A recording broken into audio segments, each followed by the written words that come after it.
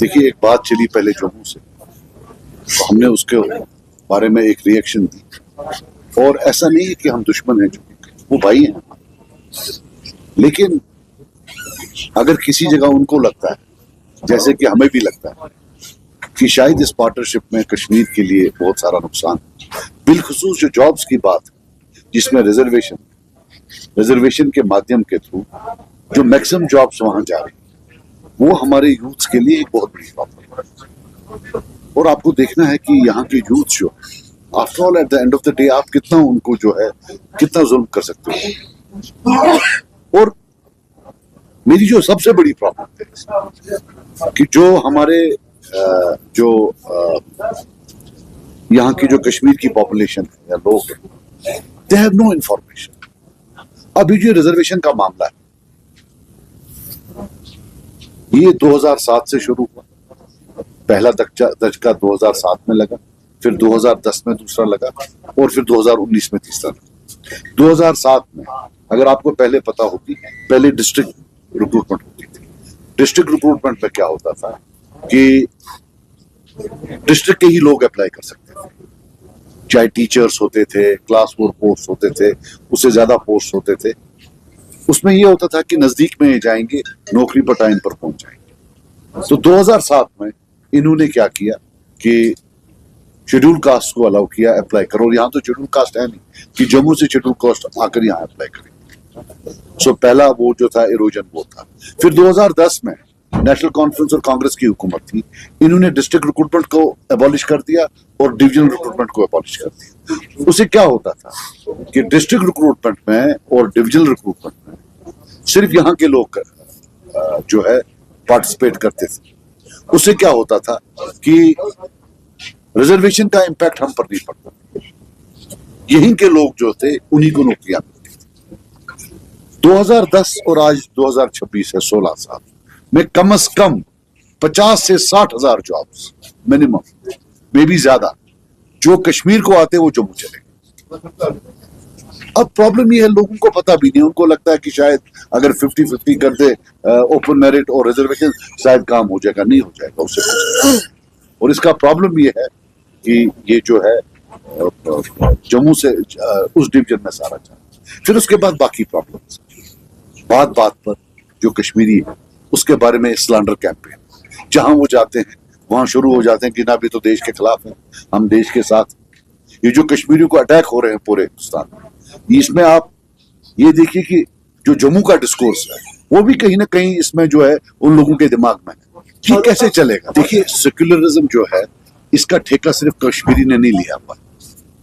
हमें अपनी कद से ज्यादा बड़ी बात नहीं करना चाहिए। हिंदुस्तान में 150 करोड़ लोग रहते हैं और हम हैं 60 या 70 लाख, और हम मार खा रहे हैं पिछले 30 साल से। फारूक साहब मार नहीं खा रहे हैं, फारूक साहब के घर में कोई जेल नहीं गया, लेकिन कश्मीर के हर घर में कोई ना कोई जेल गया या कोई ना कोई कब्र में बैठा हुआ है। फारूक साहब के पास 100 आदमी है सिक्योरिटी के लिए, वहां अगर कोई मुर्गा या मुर्गी है उसको भी सिक्योरिटी है। जो ये शाल बेचने जाते हैं इनको सिक्योरिटी नहीं है, उनकी सेक्युलरिज्म उनको बचा नहीं पा रही। ये सेक्युलरिज्म का मामला है ही नहीं, इसको कम्युनल नजर मत दें। हम कश्मीरी स्पीकिंग की बात कर रहे हैं, इसमें हम कश्मीरी पढ़तू की भी बात करते हैं। उनको भी कोई रिजर्वेशन नहीं, उनको भी ऐसे ही छोड़ा हुआ। ये क्या ड्रामा हो गया ना, कहां से है सेक्युलरिज्म? वो डिफाइन करें और उनको बोलें कि जो नुकसान हमें हो रहा है जॉब्स में वो कैसे पूरा होगा। मैंने कल भी बोला, बेसिकली फारूक साहब की फैमिली में तो किसी को जॉब ढूंढना ही नहीं पड़ा। लोगों के जो आम लोग हैं उनकी स्ट्रगल जो है, उनकी जो जद्दोजहद है रोजमर्रा जिंदगी में, उनको पता ही नहीं है, तो उनको कैसे मालूम पड़ेगा इसे क्या प्रॉब्लम हो रही है। अगर आप चीफ मिनिस्टर होते, क्या आप भी यही स्टैंड इख्तियार करते दिल्ली को लेके? क्योंकि आपने कई बार सुना है कि जो पीपल इन द हेलम है उनको कॉर्डियल रिलेशन रखनी चाहिए दिल्ली के साथ। ना मैं उतना झगड़ा करता, गाली देता जो वो दे, ना मैं बाद में गोद में बैठता, मैं बीच का रास्ता इख्तियार करता। मैं बोलता कि ठीक है, हमें आपके साथ सियासी खिलाफ हो सकते हैं, लेकिन जम्मू कश्मीर के मामले में हमें कटे जो है चलाना है। जो इन्हें पहले किया, लगता था कि इलेक्शन से पहले तो लग रहा था कि ये कहीं झपट न पड़े प्राइम मिनिस्टर साहब, और उसके बाद शालों की पुचाड़ हुई। आपको पता है शॉल के रेट कितने बढ़ गए, इतने इन्होंने वहां बीजेपी का लीडर उसको शॉल लेकर जा रहे हैं। सो ना मैं गोद में बैठता जैसे ये बैठे, और ना मैं पहले मैं बीच का रास्ता है। मैं चाहता हूं अल्लाह करे यहां स्टेट हुड आए, लेकिन जब तक स्टेट हुड नहीं है, ये जो ये ड्रामा कर रहे हैं, आप हमसे पूछिए, हम अपोजिशन पार्टीज में, कि इनकी कितनी ताकत है, ये कितना प्रॉब्लम हमारे लिए कर रहे हैं। मैं भी एक इलेक्टेड रिप्रेजेंटेटिव, हर दिन मुझे या मेरे लोगों को ह्यूमिलिएट किया जा रहा है। ऑफिसर्स को बोला जा रहा है कि भाई इनके जो है फंड्स कम कर दीजिए, इनको जो है वहां पैसा ज्यादा इनकी कॉन्स्टिट्यूंसी में ना भेजा जाए। हमारे जो लोग हैं, जिनकी फैमिलीज हमारे साथ जिन्हें हमें वोट दिया है, अगर वो गवर्नमेंट में मुलाजिम है, उनको दूर दूर जगह ट्रांसफर किया जा रहा है। जब ये कश्मीरी को निचोड़ने की बात है, तब इनके पास पावर आ जाता है। जब कश्मीरी बोलता है वो 200 यूनिट आपने बोला था, तो तब पावर ही नहीं। ये मुझे बताओ, अगर ये बोलते हैं कि इनके पास पावर नहीं है, तो ये स्मार्ट मीटर लगाने के लिए पावर कहां से आया? उसके लिए पावर है? क्या बात कर रहे हैं? ये ड्रामा सारा कर रहे हैं। देखो मैं आपको बात बताऊं, हम जो है कश्मीर नवाज और दिल्ली नवाज, कश्मीर नवाज भी हिंदुस्तान नवाज और दिल्ली नवाज भी हिंदुस्तान नवाज। नेशनल कॉन्फ्रेंस और पीडीपी को दिल्ली ने पिछले 30 साल 40 साल से मार्केट किया है एज कश्मीर नवाज, लेकिन ये दिल्ली नवाज पार्टी। आज भी सिर्फ दिल्ली नवाज पार्टीज हैं जो बोलते हैं कि जम्मू कश्मीर में कोई प्रॉब्लम नहीं, सब ठीक है, चंगा है, सब कोई चीज चंगा नहीं।